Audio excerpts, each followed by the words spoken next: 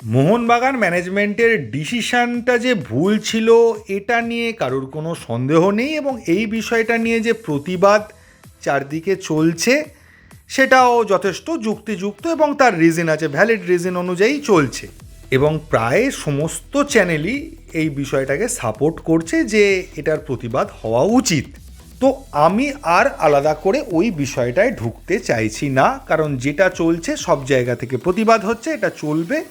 তো প্রতিবাদের মতো চলুক। আমি কালকের খেলাটা নিয়ে একটু অ্যানালিসিস করতে চাই যে কালকে মোহনবাগান অ্যাকচুয়ালি কীরকম খেললো। আর প্রতিবাদের বিষয়টা মেনলি দেখুন, ম্যানেজমেন্ট ভার্সেস সমর্থক। প্লেয়ারদের ভূমিকাটা আপনাদের মনে হলো যে প্লেয়াররা কেন গেল না, তারাই বা কেন শুনলো, ওটা আমার কাছে কিন্তু অতটাও ইম্পর্ট্যান্ট মনে হচ্ছে না। কারণ যদি ম্যানেজমেন্ট চাইতো, আপনারা সকলেই জানেন প্লেয়াররা যেত, ম্যানেজমেন্ট সেইভাবে প্রেশার দেয়নি বা তাদেরকে সেই অপশানটা দিয়েছে যে তারা চাইলে নাও খেলতে যেতে পারে, তাই তারা এটা করেছে। তাদের কাছে যদি অপশান না থাকতো, খেলতে যেতেই হতো, তাহলে হয়তো সমস্ত প্লেয়ারই যেত।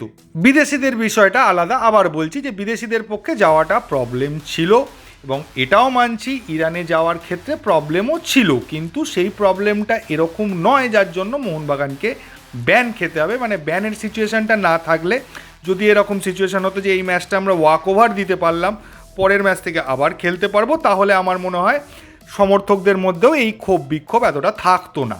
আমি যে কোনো কারণে আজকে পাকিস্তানের সঙ্গেও যদি খেলাটা হতো, আমরা পাকিস্তান যেতে না পারতাম, তাহলে সেই খেলাটা ওয়াক ওভার দিয়ে তাদের পয়েন্ট দিয়ে দিক, 3-0 জিতিয়ে দিক, কিন্তু পুরো টুর্নামেন্ট থেকে বাতিল, তারপরে সাসপেনশান, এই জায়গাগুলো আমার একটুখানি আপত্তিজনক মনে হয়েছে। হ্যাঁ, এটা বলতে পারেন যে এফসির তরফ থেকে বলতে পারে এই সুযোগ নিলে তো অর্ধেক টিম অর্ধেক ম্যাচ খেলবে না, টুর্নামেন্টটা খাপছাড়া হবে, আর তাদের দিক থেকে সেটাও একটা যুক্তি। কিন্তু কোনো বড় ক্লাব যদি হতো, তারা যদি বলতো খেলবো না, দরকার নেই, আপনারা সাসপেন্ড করে দিন, তখন এএফসিও নিয়মটা বদলাতো। এগুলো সবই সিচুয়েশান অনুযায়ী হয়। তো যাকে আমরা খেলার মধ্যে ফিরে আসি, গতকালের খেলাটা দেখে অনেকেই আমাকে কমেন্টে জিজ্ঞেসও করেছিলেন যে রবসানকে কীরকম লাগলো, মানে সব প্লেয়ারকে নিয়েই আলোচনা করব। মেনলি মোহনবাগানের খেলায় সেই রকমভাবে ভুল আপনারা খুঁজে পাবেন না।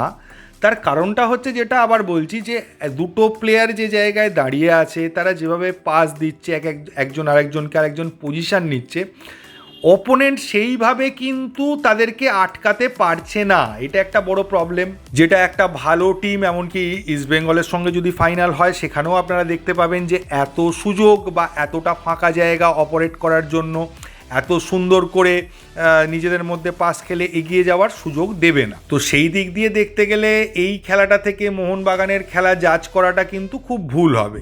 ভারতীয় প্লেয়াররা মোটামুটি খেলেছে, খারাপ খেলেনি। সুভাশিসের খেলায় এখনও যেন একটা ফিটনেসের অভাব সামান্য দেখতে পাওয়া গেছে, আমি বলবো না খারাপ খেলেছে। আপুইয়াকে যতটা এফেক্টিভ হবে আমি ভেবেছিলাম ততটা এফেক্টিভ লাগবেনি, সেটা হতে পারে যে অপোনেন্ট দুর্বল বলে, কিন্তু তার আগের কয়েকটা ম্যাচেও কিন্তু আপুইয়াকে সেই রকম ফর্মে আমরা দেখতে পাইনি। আপুইয়া আমাদের দলের একজন ইম্পর্টেন্ট প্লেয়ার, সেই জন্য আপুইয়াকে নিয়ে ফার্স্টে বললাম। টম অ্যালড্রেড, অ্যালবার্টো রড্রিগেজ যেখানে শেষ করেছিল সেখানেই আবার শুরু করেছে। মাঝখানে একটু মিসআন্ডারস্ট্যান্ডিং ছিল তাদের মধ্যে, এখন সেটা কিছুটা হলেও বেটার হয়েছে। ম্যাকলারেনকে আগের থেকে দেখে অনেকটাই ফিট লেগেছে, সে ম্যাচ ফিট হয়েই আছে মনে হয়েছে, খুব যে ল্যাক করছিল এরকম ব্যাপার দেখিনি। তবে ম্যাকলারেন আরও ফিট হবে এবং ওর খেলার বা ক্ষিপ্রতা আমরা বলি, সেটা অনেক বাড়বে। জেসন কামিন্সের যে খেলা আমরা দেখেছি, সেই তুলনায় জেসন কামিন্স কালকে 60% খেলেছে বলতে পারেন। ফুল ফর্মে বা জেসন কামিন্স ফুল ফর্মে সেটা মনে হয়নি। প্লেয়ারদের আন্ডারস্ট্যান্ডিংয়ের প্রবলেমটা কিন্তু দেখা যাচ্ছিল। আমরা যতই 5 গোলে জিতি না কেন, শেষের দিকে ব্যাপারটা একদমই ছিল না, কিন্তু প্রথম দিকে অল্প হলেও দেখা গেছে যে মানে গোল করার ক্ষেত্রে কে গোল করবে, ডিসিশান নেওয়ার ক্ষেত্রে কিয়ান দু এক জায়গায় পাস দিয়েছে যেখান থেকে শট মারলে গোল হয়ে যায়। জেসন কামিন্সের ক্ষেত্রেও দেখা গেছে যেখান থেকে শট নিচ্ছে, সামনে প্লেয়ার রয়েছে, ব্লক হয়ে যাবে জেনেও শট নিচ্ছে।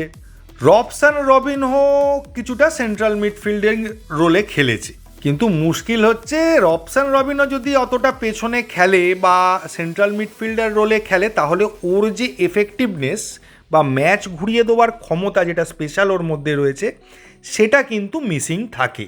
রবসানের ফিটনেস এখনও 100% লেভেলে পৌঁছয়নি, খানিকটা কামিন্সের মতোই বলা চলে। 60% ফিট হয়ে গেছে, আরও ফিটনেস বাড়বে।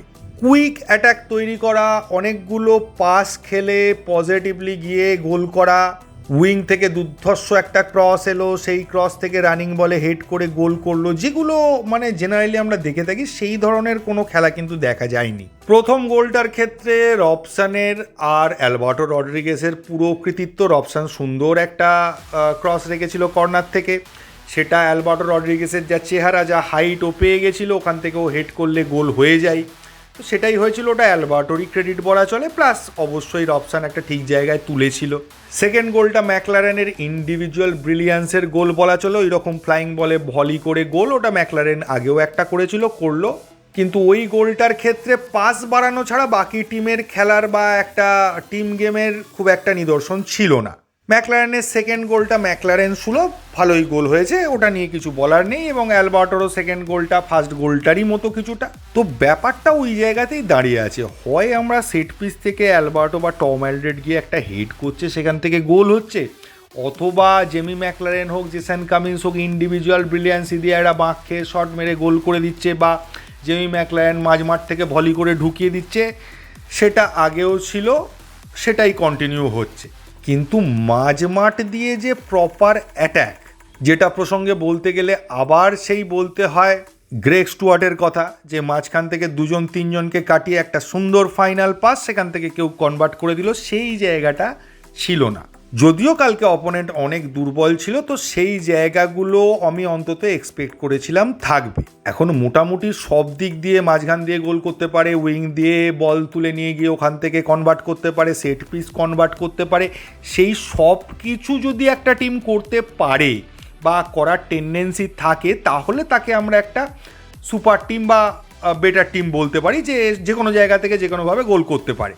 কিন্তু মোহনবাগানের খেলায় গোল করার সিস্টেমগুলো কয়েকটা প্রেডিক্টেবল হয়ে যাচ্ছে, যে এইভাবেই এরা গোল করবে, এর বাইরে এরা অন্যভাবে গোল করতে পারবে না, বা বিশেষ করে বললে মাঝমাঠ দিয়ে সেরকম অ্যাটাক জেনারেট করতে পারবে না। এখন এটা হতে পারে যদি এএফসিকে মাথায় রেখে তারা এতদিন প্রস্তুতি নিয়ে থাকে, তাহলে এএফসিতে গেলে আপনি কখনোই সব দিক দিয়ে বা সব কিছুভাবে গোল করতে পারবেন না। আপনাকে লিমিটেড কিছু জায়গা তৈরি করতে হবে, আর সেটা দিয়েই অপোনেন্টকে কোনোভাবে মাত করার চেষ্টা করতে হবে। সেটা কারণ হতে পারে, আমি বলতে পারবো না। এখন রবসানের খেলা ভালো লেগেছে ভালো লাগেনি, এই প্রশ্নটা আমি অনেক জায়গা থেকে পেয়েছি। তো রবসানের খেলা আমায় যদি বলেন, খারাপও লাগেনি ভালোও লাগেনি, কারণ বসুন্ধরার হয়ে রবসানের যে খেলাটা দেখেছি সেটা কিন্তু এখনও দেখতে পাইনি। আবার মুম্বাই সিটির হয়ে আপুইয়ার যে লেভেলের খেলা দেখেছি, সেটা আগের সিজনে 2-1 মোহনবাগানের সঙ্গে দেখা গেছে, কিন্তু সেই খেলাটার কনসিস্টেন্সিটা পাওয়া যাচ্ছে না। এবং পরের ম্যাচটাও ইউনাইটেড স্পোর্টস ম্যাচ আছে, সেই ম্যাচেও যে খুব একটা বোঝা যাবে তা নয়, একমাত্র ফাইনালে মোহনবাগান ইস্টবেঙ্গল ডার্বি হলে বোঝা যাবে যে মোহনবাগান টিমটা কোথায় দাঁড়িয়ে আছে, তাদের কোন কোন দুর্বলতা তারা কাটাতে পারলো, আর কোন কোন জায়গায় এখনও প্রবলেম রয়ে গেছে, সেটা তখন আগে বোঝার কোনো চান্স নেই। আমি সমস্ত সমর্থককে বলবো, এক্ষুনি এই দুটো ম্যাচ জিতে আনন্দ করার মতো কিছু হয়নি, কারণ এই দুটো ম্যাচ আমাদের কাছে প্রেডিক্টেড ছিল, এই দুটো ম্যাচ মোহনবাগান খুব ভালোভাবে জিতবে। এইবার যদি মোহনবাগান জিততে না পারে, সেটা অঘটন, এবং তখন সেটা নিয়ে আলোচনা করতে হবে যে কী এমন প্রবলেম হলো। ওভারঅল বিচার করলে কালকে যেরকম অপোনেন্ট ছিল, যদি ধরে নিই মোহনবাগান তাদের পুরো ক্ষমতা ইউজ করেনি, অপোনেন্ট জানে যে সেরকমভাবে খেলতে পারছে না, মাঠেও তারা বুঝতে পেরেছে, তাই তারা তাদের নিজেদের একটা পার্সেন্টেজ অফ প্লে দিয়ে খেলেছে, যাতে মোটামুটি ম্যাচটা বের করে দেওয়া যায়। আর পজিটিভ পয়েন্ট অবশ্যই যেটা ছিল, যে গোল করার খিদেটা ছিল, 5টা গোল হয়ে যাওয়ার পরেও গোলের চেষ্টা করেছে, যেটা নতুনত্ব দেখা গেছে। আবার এটাও মাথায় রাখতে হবে, প্লেয়াররা চাপে ছিল, মলিনা কিন্তু চেঞ্জেসগুলো করে যা যা করার দেখে নিয়েছেন, 2-3টে কম্বিনেশান ইউজ করেছেন, ডিফেন্সের কম্বিনেশান চেঞ্জ করে করে দেখেছেন। কিন্তু 3টে ফরেনার যখন আপফ্রন্টে খেলছে, মাঝ মাঠের দখল বা সেই রকম একটা খেলা, সেটা কিন্তু দেখা যায়নি। এটা আমি এক্সপেক্ট করেছিলাম যখন 3টে ফরেনার আপফ্রন্টে খেলছে। তো দেখা যাক কি হয়। পরবর্তী ম্যাচটা রয়েছে আগামী বুধবার দিন, সম্ভবত ইউনাইটেড স্পোর্টসের বিরুদ্ধে। ধীরে ধীরে ম্যাচটা নিয়ে আলোচনা করব। ওই ম্যাচটাও অতটা টাফ বা ওই ম্যাচটাতেও মোহনবাগানের খুব একটা প্রবলেম হবে বলে আমার অন্তত মনে হয় না। তো এই ভিডিওতে এইটুকুই। থ্যাংক ইউ, ধন্যবাদ এবং জয় মোহনবাগান।